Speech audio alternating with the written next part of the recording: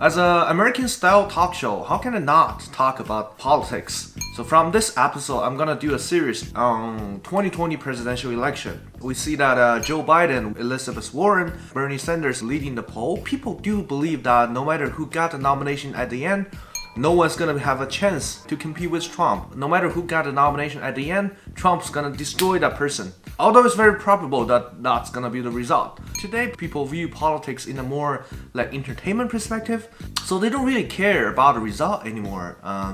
They also enjoy the process. It's like when you break up, you always say things like, as long as we have loved, that's good enough. If we're going to select anyone from the candidates to go on for a date to get to know each other, who would be your first choice? I think my first choice would be Bernie Sanders.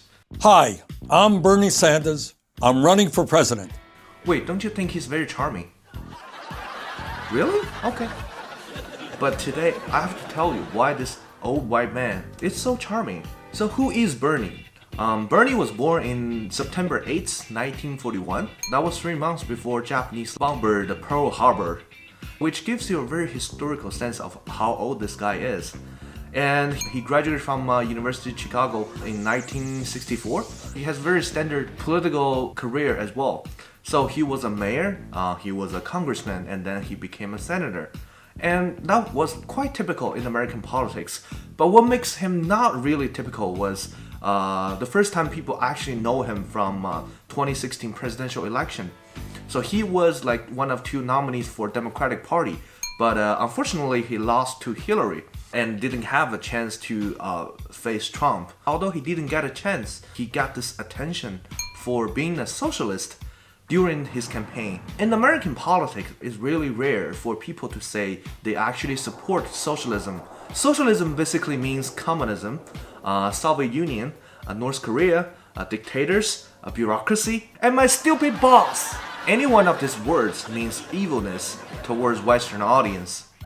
For years, grumpy old white dudes have been telling us that socialism is total bullshit. Socialism leads to decline and ruin. This system crushes human souls. It's a terrible system. It's never worked. And in order for it to work at all, you got to kill several million people to make it work. Speaking of socialism, it's very tricky to talk about any ideology and ism in today's circumstance. So you are whoever people think you are. Like Bernie, like he said he's a socialist, but I believe that his socialism is going to be completely different from what Stalin thinks socialism is. Probably their only similarity is like they share the same name, especially when Trump was so confidently saying, I am the least racist person in the world. Well, no one knows what is racist and maybe all other abstract concept anymore.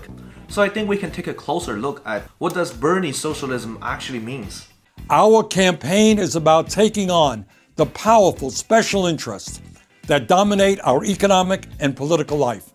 I'm talking about Wall Street, the health insurance companies, the drug companies, the fossil fuel industry, the military-industrial complex, the private prison industry, and the large multinational corporations that exert such an enormous influence over our lives.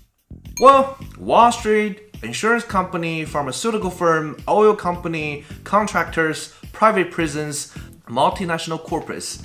The old man is pretty much criticizing all rich people. I think he actually means, when I become the president, you are gonna screw up.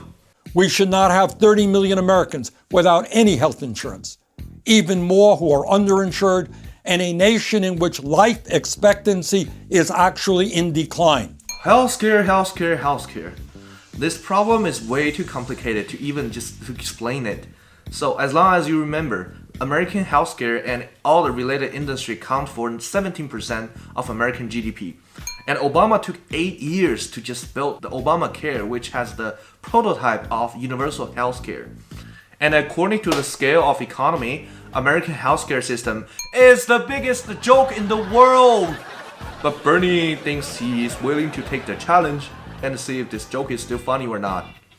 We should not have an economy in which tens of millions of workers earn starvation wages and half of older workers have no savings as they face retirement. And of course, he also wants to improve income. Well, he's saying like there's millions of people who are making like starving salary. Well, that I don't actually agree with, because even in China, the GDP per capita is like around 10,000 US dollar. And we have already solved the problem of starving a long time ago. And in the States, you have like GDP per capita for about 60,000 US dollar. How can you still have the starving problem? Well, of course, I also don't understand why there's still homeless people begging for food in New York. It's the most wealthy city in the world. But I do believe Bernie should come up with a better slogan, such as, let's raise the cheeseburger wage to organic salad wage. Well, but this kind of campaign goal has a very severe result, which is he pretty much criticized all capitalists, which means we're gonna get your money for campaign from. Well, but don't worry about it. Bernie doesn't need money from those rich people. He actually got his campaign fund from grassroots with millions of $1 or $2 donation. His campaign fund still ranked in the fourth of all Democratic candidates, and it's very close to like top 3 as well. And he actually has the most amount of cash in hand. Well, see, what he's doing is to unite like grassroots to fight against those capitalists. You can tell that Bernie has a very deep understanding of classic communistic political strategy. Well, but people always say that you cannot trust any words from politicians, which 90% of the chance is being proved right. When you are doing campaign, no matter how good you are saying you are, but how can you prove that you will do the same when you got elected? You won't believe that who's doing the best on this. It's probably Trump, because he actually did what he said, although most people actually want him to not do what he said. Although we cannot guarantee if Bernie is gonna fulfill all his commitments, but we do know that Bernie has been very persistent on those ideas, and he's been promoting this for like decades. We have a crisis situation. We are one of 2 nations in the industrialized world that does not have a national healthcare system. The wealthiest people in our country are becoming wealthier. To a large degree, the tax system in this country is extremely unfair, and that it asks working people and elderly people and poor people to pay too much, while large corporations and wealthy people do not pay their fair share. You see, healthcare, multinational corporates, he's so persistent. And I think the most convincing part is Bernie even looked the same back to 30 years ago. Can you believe that he was only 46? Like, nobody looked like this when they're 46, except Bernie, of course. Bernie does give people a feeling that he's very real, and he's very straightforward. Maybe sometimes he's like a little bit too straightforward. Who knows about cocaine? Anyone ever seen cocaine? Yes. Right. What about even smoking cigarettes? Who here smokes? I don't smoke, but I'm a little kid. I'm only 5 years old. He said he was only 5. What if the boy goes home and tells his parents, "Oh, mommy, there's a white old man with strange hair. Ask me about cigarettes and drugs and what's cocaine, mom?" Dude, their parents gonna call police like immediately. Well, and also this one, he was talking to some students in the middle school. If you want to deal with a group of people, what you essentially do, and you want to do bad things to them, you develop a stereotypical image of them, a stereotype. When I was a young person, what we learned is that black people smelled. All right, what about Jewish people? What's their thing? How are they different than other people? Their religious beliefs were different, but also they were greedy and selfish people. Also had strange sexual habits and so forth and so on. Bernie, don't make your hobby to represent the whole Jewish community. Who said Jewish must have like strange sexual habits? Well, I have a Jewish friend. We had a good relationship. And last time he even called me to his home to do some interesting thing with like ketchup and melted cheese. Well, anyways, even stereotype come up for some reason. But you can't teach those kids. No matter if they knew it or not. Now they will know, black people smells and Jewish people has weird sexual habits. Childhood memory is something you'll never forget. When I was in 5th grade, there was a boy in my class knows everything about where's baby coming from. Well, but such very straightforward way of communication also wins a lot of support, especially in college. So you're socialism curious? Yeah, well, I'm in college. Well, there are many college kids. They all support Bernie because among student community, they kind of looking forward to this kind of socialistic society. So why are young people like myself very open to socialism? Your generation, the younger generation, will in all likelihood have a lower standard of living than your parents.